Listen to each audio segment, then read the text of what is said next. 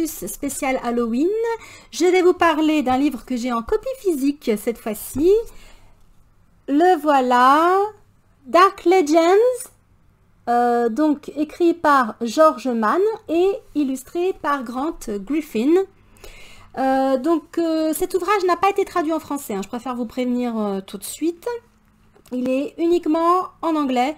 L'édition que j'ai ici, c'est la première édition parue chez Lucasfilm Press en 2020. Donc c'est un ouvrage qui est considéré comme canon. J'ai vérifié sur Wikipédia, il est bien, même si c'est des légendes ténébreuses, légendes noires, eh bien c'est considéré comme canon, ce qui est à l'intérieur. Donc ça c'est intéressant de le noter.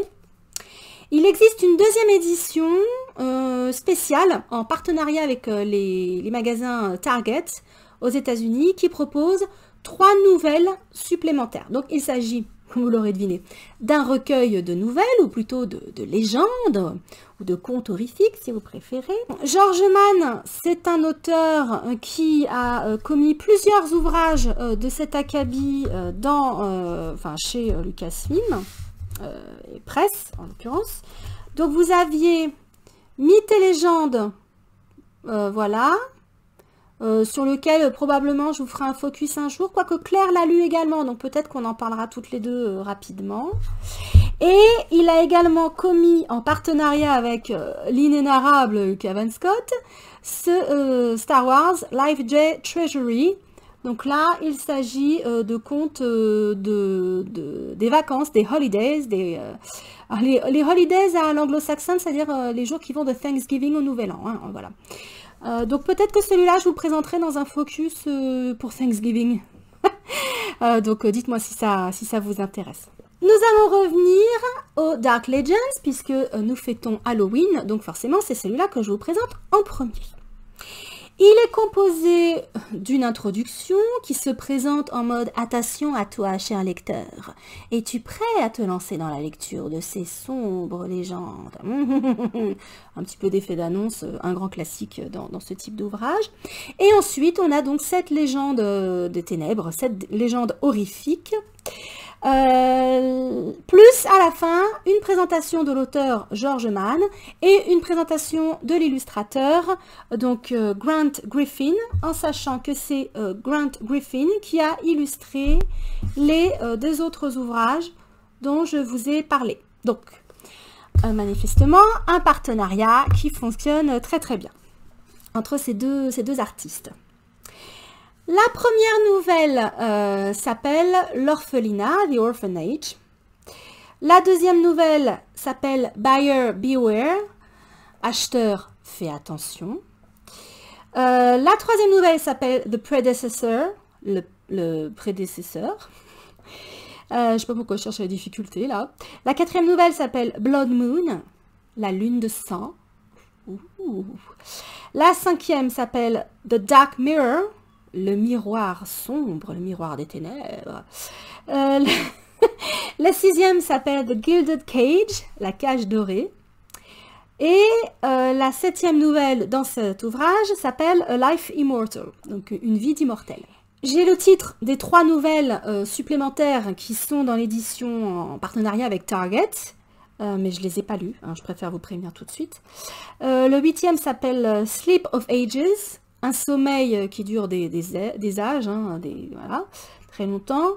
Bakurat, je suppose que c'est un nom propre. Arrêtez-moi si je me trompe, corrigez-moi dans les commentaires.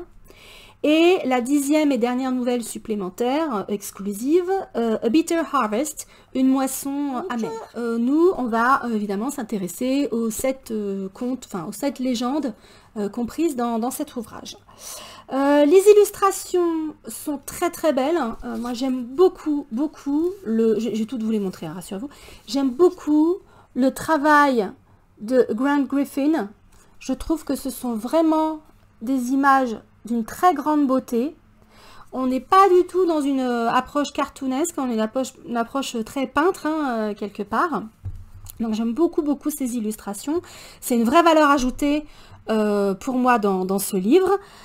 Seul bémol, et il est de taille pour celui-ci en tout cas, c'est que les images qui ouvrent chacune des légendes Donc vous avez une légende qui est toujours illustrée au début par une image. Eh bien, chacune de ces images spoil à mort le contenu de l'histoire, le contenu de la légende en question. Je comprends pourquoi ils le font, parce que, évidemment, il faut bien que l'image illustre le propos. L'ennui, c'est quand ça spoil même, à la limite, la conclusion, la chute de la légende. C'est un petit peu dommage, vu que, dans la mesure où on est sur, en plus, des contes horrifiques, épouvantes, ce genre de choses, où le suspense est normalement un élément incontournable. Donc, je dirais que le seul bémol par rapport à ces illustrations, qui n'a rien à voir avec les qualités de peintre hein, de l'illustrateur, Monsieur Griffin, c'est que elle spoil à mort, quoi. Il n'y a pas besoin d'avoir beaucoup d'imagination quand on voit l'image pour savoir ce qui va se passer dans l'histoire. C'est un petit peu dommage. Je trouve que c'est un petit peu dommage. Peut-être que ça aurait pu être évité. L'objet en lui-même, donc il s'agit d'un ouvrage relié, plus petit que ses petits camarades. Donc ça, j'avoue, je suis pas une collectionneuse acharnée, hein, mais j'aurais bien aimé que les 3 bouquins du même format écrits et illustrés par les mêmes mecs, et le même format vraiment physique en fait. Cela dit, c'est un bel objet, donc c'est un ouvrage relié, noir, comme ça, couverture cartonnée, avec le texte en argenté, comme ça. Vous voyez que vous avez une frise avec le symbole des Sith et le symbole de l'Empire de part et d'autre. Voilà. Je vais revenir sur la temporalité des histoires dans ce recueil. Le seul truc que j'aime pas au niveau de l'apparence, c'est cette putain de gouttière. Est-ce que vous voyez la tranche là? La gouttière là. Ça a été massicoté avec les dents, c'est pas possible. Je sais que c'est un effet de style pour faire genre, c'est vieillot, machin. Là. Mais moi, je déteste tourner des pages comme ça. J'aime quand c'est massicoté bien net. Là c'est encore un petit peu déchiqueté. Là, voilà, moi, c'est les ouvrages que j'aime, massicotés, bien net comme ça. Là, c'est pas le cas. La gouttière est dégueulasse. Et ben, moi, ça me fait chier. Voilà, ça me fait chier. Alors, ça fait vieux recueil, grimoire, machin, là, mais pour manipuler des vieux recueils, des vieux grimoires, etc., ils n'ont pas toujours une tranche comme ça. Faut arrêter avec les poncifs. Bref, je m'arrête là, parce que je suis un peu maniaque sur ces conneries. C'est pas ce qu'il y a de plus intéressant à dire sur ce livre, rassurez-vous. Donc, pour un certain nombre de remarques que je vais faire sur ce livre, je vais m'appuyer, entre autres, hein, mais il se trouve que là, j'ai la version physique, sur l'anatomie de l'horreur, écrite par Stephen King, donc au début des années 80. Je rêverais qu'il fasse une update, et pas simplement au niveau de la préface. Hein. Et dans cet ouvrage, Stephen King identifie un certain nombre d'archétypes de l'horreur qu'on va retrouver dans celui-ci. Voilà, donc sachez que la lecture de cet ouvrage a un peu informé la façon dont j'ai approché celui-ci, notamment pour préparer cette review. Donc on retrouve quasiment tous les archétypes de l'horreur. Il n'y a pas de zombies. J'étais un petit peu déçue. Parce que si vous avez vu les 2 vidéos précédentes, même si j'avais des avis un peu mitigés sur le 2e livre, j'aime les zombies, j'aime les histoires de zombies, et là, pas zombie. Pas zombie. Bon, je me suis consolée parce qu'il y a quand même de bonnes histoires à l'intérieur et je n'aime pas que les zombies, je vais y revenir. Donc on a tous les archétypes, ou presque. On retrouve aussi tous les poncifs imaginables liés à l'écriture de l'épouvante, de l'horreur, notamment « Fais attention que tes rêves et que tes vœux ne se réalisent pas ». La soif de pouvoir mène au désastre. Merci, merci Sherlock. L'existence d'une bête ou d'une part d'ombre à l'intérieur de nous qui est toujours prête à sortir, qui peut se manifester sous la forme d'une perte de contrôle. Donc ça aussi, c'est un grand thème récurrent dans la littérature d'horreur, évidemment. Attention les enfants d'Angers, oui, quand il y a des gamins là-dedans, ça se passe pas très bien. Il n'y a pas beaucoup de nouvelles où des gamins apparaissent, mais quand ils apparaissent, c'est assez dérangeant. Comme dans tous les films d'horreur où vous avez des enfants, c'est dérangeant, quoi. On est bien d'accord. Autre poncif, quiconque manipule la magie ne doit pas se croire trop malin. On trouve toujours plus malin que soi. Ou on peut traduire aussi par la magie a un prix. Le style, au niveau du style de George Mann. Alors ça m'avait pas trop frappé avec ses mythes et ses fables, ici, là. Ça m'avait pas trop frappé avec celui-là. Mais dans celui-là, j'ai été étonnée de la pauvreté de la langue. C'est-à-dire que vous avez un certain nombre de tournures de phrases qui se veulent vieillottes, qui sont des classiques dans la littérature d'horreur plutôt gothique, je dirais plutôt ancienne, hein, pas telle que Stephen King peut l'écrire, mais pas que, tous les auteurs d'horreur contemporains au sens large. Là, George Mann adopte un style volontairement vieillot, gothique, Bram Stoker, Alan Poe, voilà, mais passé à la moulinette, donc c'est pas non plus la plume de Bram Stoker, d'Edgar Allan Poe, voilà, c'est pas, Edgar Allan Poe, c'est pas pareil, hein, bien évidemment. Et en gros, tous les 4 paragraphes, vous retrouvez certaines expressions, machin. À un moment donné, j'ai fait sur une nouvelle, je comptais le nombre de fois où il utilisait des formules du genre "For it was said that", "For it was meant that", nani gna gna gna. C'est pas la seule, c'est l'exemple que j'ai retenu, mais il y en a plein. Je trouvais qu'à un moment donné, ça rendait la lecture un petit peu agaçante. J'avais envie de dire, mais mon gars, tu peux tourner tes phrases autrement sans que tu perdes ce côté gothique, vieillot, livre qui a été passé de main en main. Attention, c'est des histoires qu'on se file sous le manteau, comme ça, machin, là, là. Je trouvais ça dommage. La langue est assez pauvre, en fait. Et artificiellement archaïque, je dirais que ça me dérange pas, parce qu'il y a plein d'auteurs qui se livrent à cet exercice. Pour ce genre de nouvelles, why not? Mais ouais, je l'ai connu plus inspiré, hein, George Mann. En ce qui concerne les histoires, donc elles se déroulent sur une grande période de temps, même si vous n'avez que les Sith et l'Empire qui apparaissent. Vous avez des nouvelles qui se déroulent pendant l'Empire Sith, donc il y a des milliers d'années. Vous avez des nouvelles qui se déroulent une nouvelle, pardon, qui se déroule pendant l'ère de la République. 2 nouvelles qui se déroulent pendant l'Empire. Une nouvelle, pardon, qui se déroule pendant la Nouvelle République. Donc dans le nouveau canon, et une nouvelle qui se déroule pendant la Résistance, parce qu'en tout cas le premier ordre est mentionné. Donc vous avez un grand panel de... voilà, un grand spectre chronologique, pardon, au niveau de ces histoires. Je ne vais pas rentrer trop dans les détails. Simplement, comme je mentionnais tout à l'heure, l'ouvrage, excusez-moi, de Stephen King à propos de ces archétypes, je vais vous dire, vous livrer ceux que moi j'ai identifiés dans chaque nouvelle. Et vous montrer l'image au passage. Voilà, on va faire qu'un voyage. Donc voilà comment se présente le sommaire. On a bien 7 nouvelles plus une intro.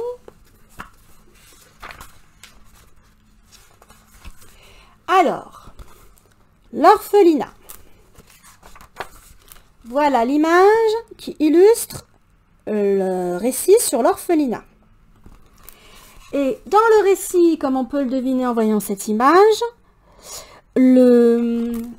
l'archétype qui est exploré, c'est celui du vampire.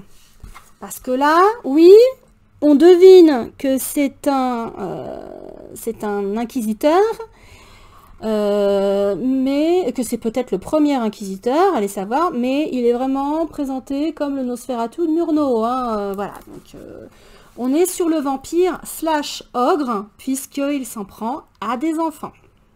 Voilà.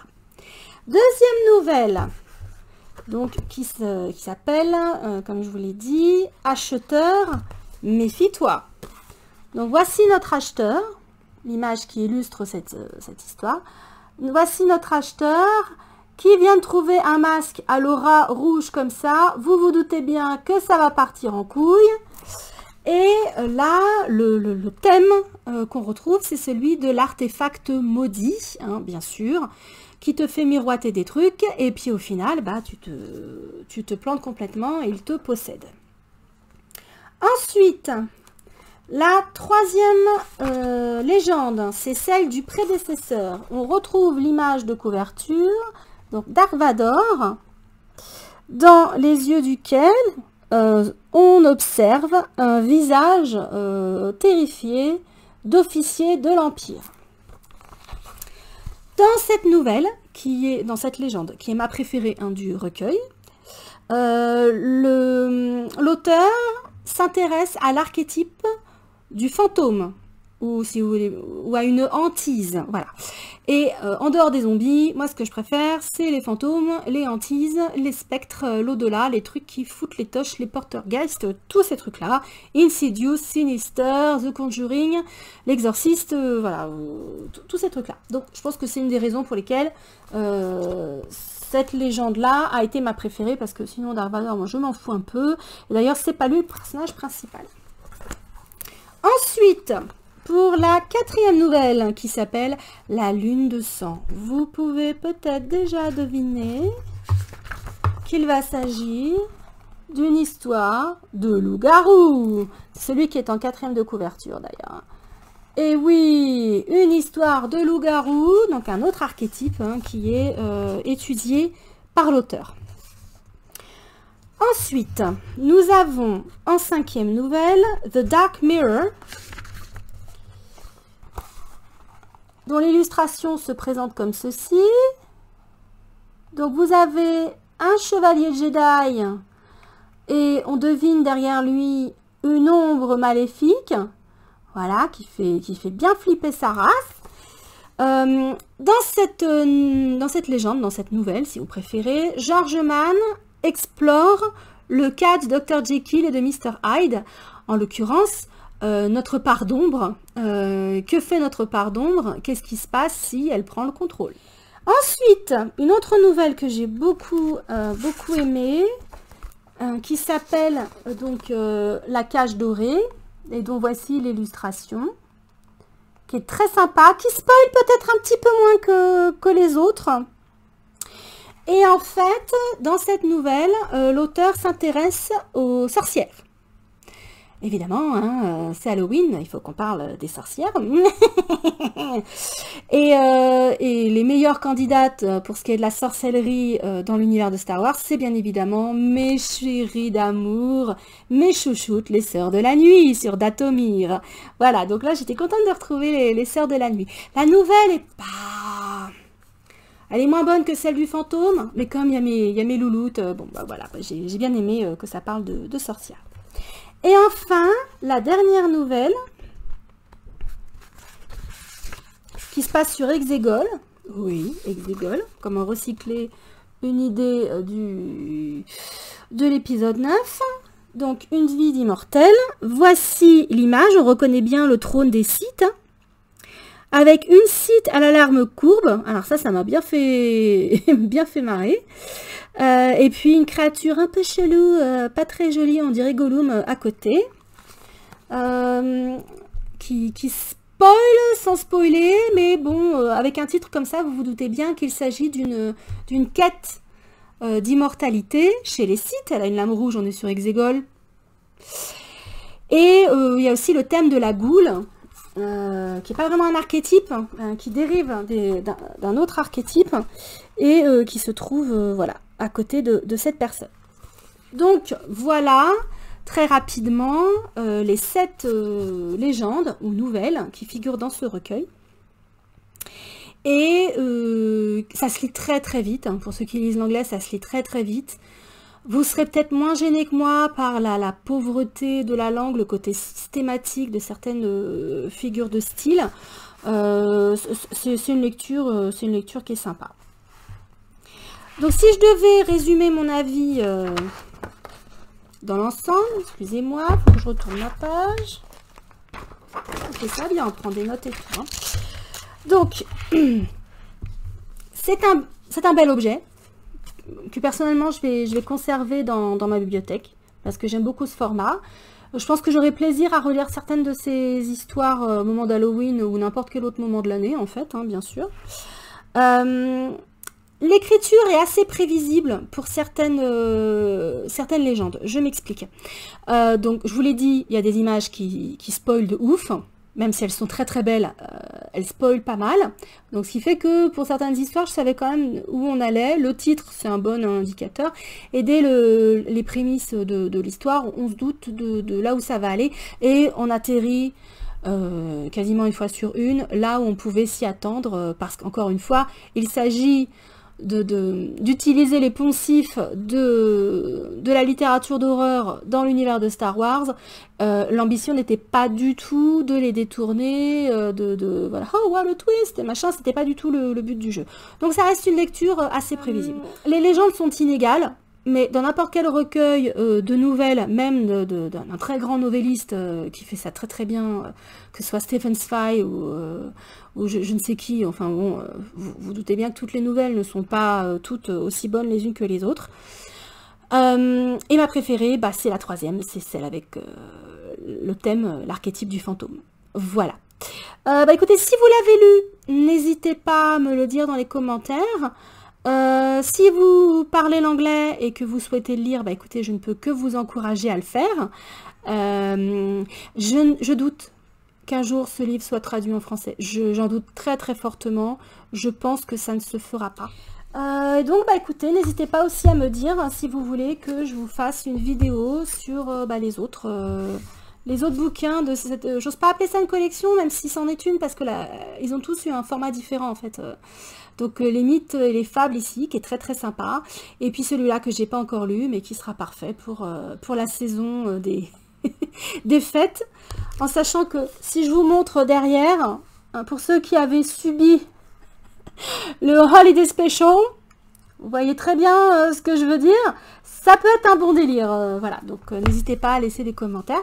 Et je vous retrouve demain, non pas pour un focus spécial Halloween, mais pour un épisode du Book Club spécial Halloween avec Claire, où on aura aussi des petites choses à raconter. On va s'intéresser cette fois-ci à une bande dessinée. J'espère que vous passez un bon moment, que vous allez vous déguiser, vous éclater, manger des bonbons, pas trop quand même, faites attention. Et puis on se retrouve demain avec Clarinette Mimolette pour une bande dessinée. Ciao ciao.